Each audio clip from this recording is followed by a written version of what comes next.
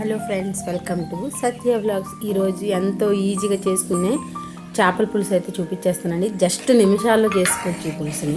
10 నిమిషాలు కూడా పట్టదండి. అంటే జస్ట్ అది ఉడకడానికే 10 నిమిషాలు పడుతుంది, కానీ మన ప్రిపరేషన్ అంతా చాలా ఈజీ. దీనికోసం అయితే ముందుగా మనకి పులుసుకి సంబంధించి ఉంటాయి కదా, కానాకడతలు అంటారు, అవి ఆ చేపలను తీసుకున్నాను నేను. మన క్వాంటిటీని బట్టి ఒక్కొక్క ఐటెం తీసుకోవాలి. దీనికైతే ఒక పెద్ద నిమ్మకాయ సైజ్ అంత చింతపండు, కరివేపాకు, కొత్తిమీర, పచ్చిమిర్చి, ఒక 2 ఉల్లిపాయలు, ఒక పెద్ద టమాటా తీసుకున్నాను.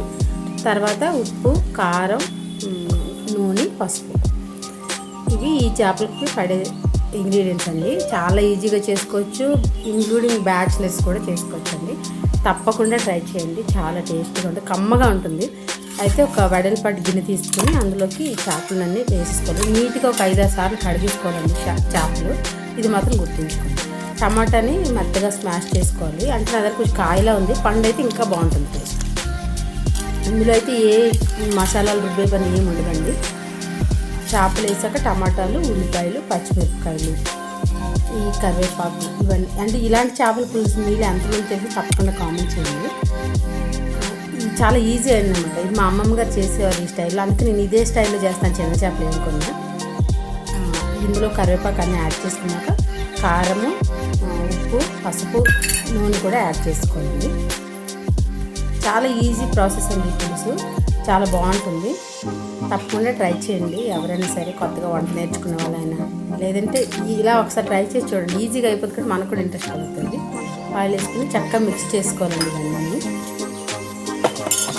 మనకి ఇంకా మిరియాల పొడి కూడా వేసుకోవాలనుకుంటే, మాకు పులుసు మరుగుతుంది కదా, అప్పుడు కొంచెం మిరియాలు తీసుకొని పౌడర్గా దంచుకొని వేసుకోవచ్చు. అంటే అది ఘాటు కోసం.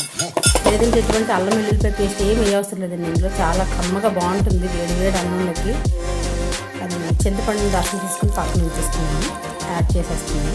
కొంచెం పులుపు ఎక్కువగా ఉండేలాగా తీసుకోండి. పులుసు అయితే బాగుంటుంది. మరి అంటే పులుపు కరెక్ట్గా కాకుండా కొంచెం పులుపు ఎక్కువ ఉండాలి. వేసేసుకొని కలిపేసి చక్కగా పొయ్యి మీద పెట్టేసుకుంటే సరిపోతుందండి. అంటే ఈ మిక్సింగ్, ఆ చేపలు వాషింగ్ ఏనండి మనకి టైం పెట్టేది. ఇంకా ఏముండదు. అంటే ఉడకడానికి 10 నిమిషాలు పడుతుంది అంతే. చాలా ఈజీ. నేను పొయ్యి మీద పెట్టేసాను, అన్నీ మిక్స్ చేసేసి జస్ట్ ఒకసారి కలుపుకొని, అంటే ఇట్లా కలపాలి, గరిటె పెట్టి కలపక్కర్లేదు. ఇప్పుడైతే ఆ కళాయి కూడా చల్లగా ఉంటుంది కాబట్టి జస్ట్ అది తిప్పాను.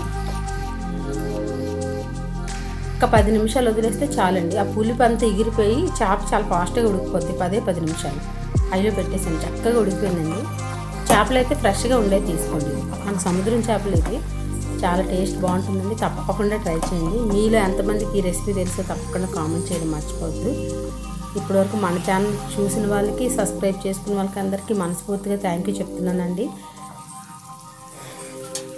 అయితే ఈ వీడియో అయితే పూర్తిగా చూడడానికి ట్రై చేయండి. తప్పకుండా ఈ పులుసు అయితే మీరు తప్పకుండా ట్రై చేయండి. మీరు మరిగిపోయాక చక్కగా కొత్తిమీర వేసేసుకొని ఒక్కసారి, అంటే ఈ ఉడికేటప్పుడు కూడా ఉంటే వేసుకోవచ్చు, లేదంటే ఫైనల్ లాస్ట్లో వేసుకోవచ్చు. జస్ట్ ఆపడానికి ముందు వేసానండి, మంట ఉంటుందిగా చూడండి, అది మరిగే తెలుస్తుంది కదా.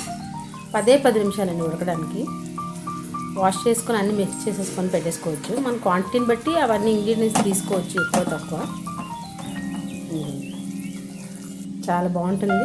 తప్పకుండా ట్రై చేయండి. మీకు వీడియో నచ్చితే లైక్ చేయండి, షేర్ చేయండి, సబ్స్క్రైబ్ చేసుకోవడం మర్చిపోద్దు. మీలో ఎంతమందికి ఈ స్టైల్లో చేపల పులుసు చేయడం వచ్చో కామెంట్ సెక్షన్లో మాత్రం తప్పకుండా చెప్పండి.